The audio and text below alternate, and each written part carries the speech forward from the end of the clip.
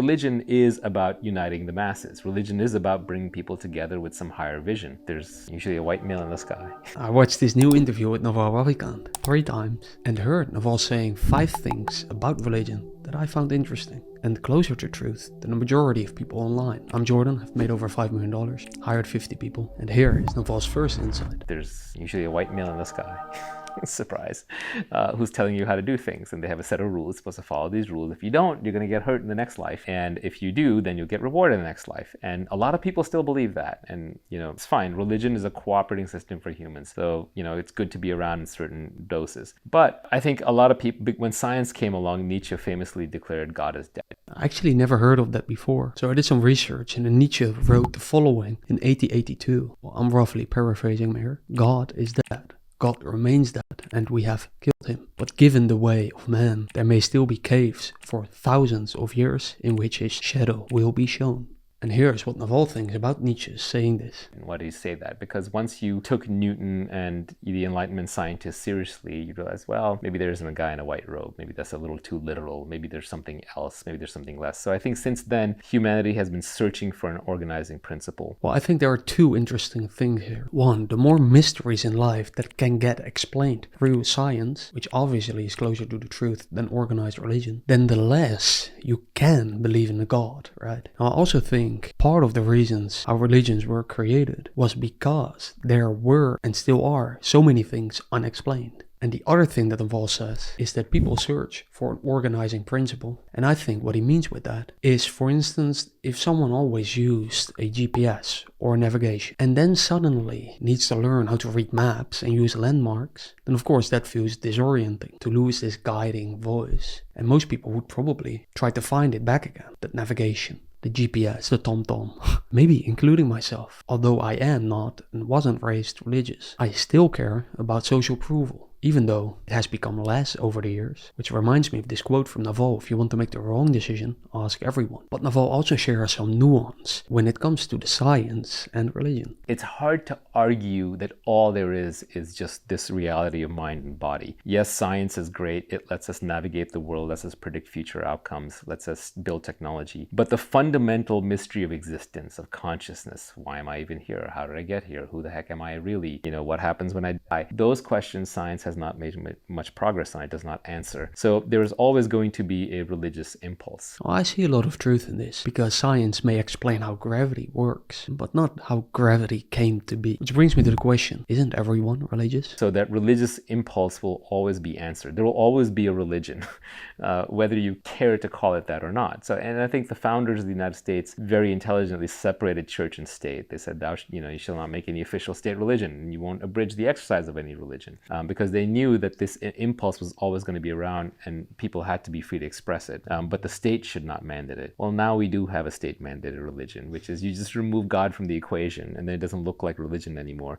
But it still has the same characteristics. So even though I don't believe in a God, go to church or to the mosque, or at least not to pray, I still hold beliefs, right? And I think Naval is saying that my desire to feel clear about my beliefs will remain a desire within me and with me. The majority of people. Maybe also because the opposite is too scary, which is unclarity, right? Well, scary or not, I care about the truth and I write about it in my weekly 2-minute email that you receive if you download this free Google Sheet below with over 80 free tools that I use in my business and personal life. All unsponsored, no affiliates, just truth. Anyways, here Naval goes in depth on shadow religion.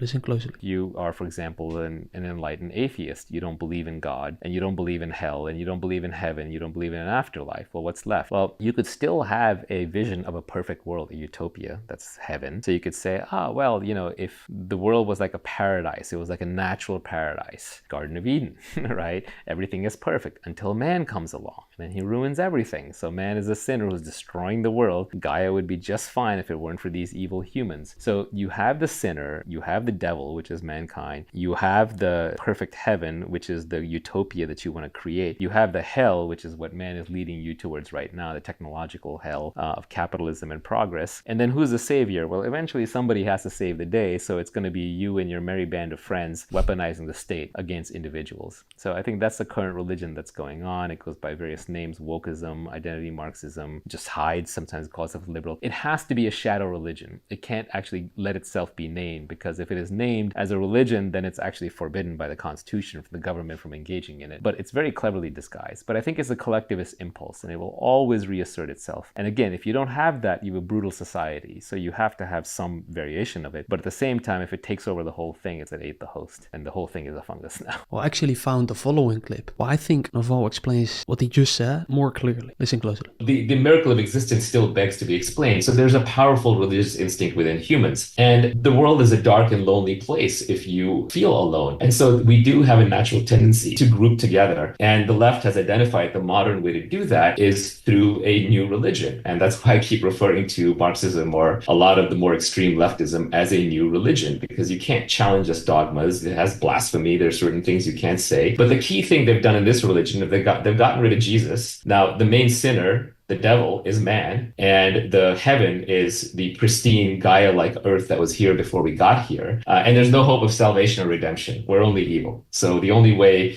to basically solve this dilemma of how do you prevent man and woman from destroying the Garden of Paradise is you basically have to throw them out of Eden completely. You have to destroy them, which is why there are so many anti-fertility arguments on the left. There's so many degrowth arguments on the left. It's all about we're destroying the world, we're ending the world. There's like a doomerism that goes on, including in AI or in we're going to blow ourselves to pieces, or we're going to run out of resources. There's all these different fallacies. Different fallacies. Like Naval once said, if everyone is sick, we no longer consider it a disease. Which brings me to the question, what is actually the truth? There are things that have a greater truth composition than others. You just have to get away from this binary thinking of true and false. So there are things that are more true and there are things that are less true. But that still doesn't answer my question. How do you actually find out for yourself what is true or more true? Well, Naval shares the 4 ways to find out for yourself in this video. See you there.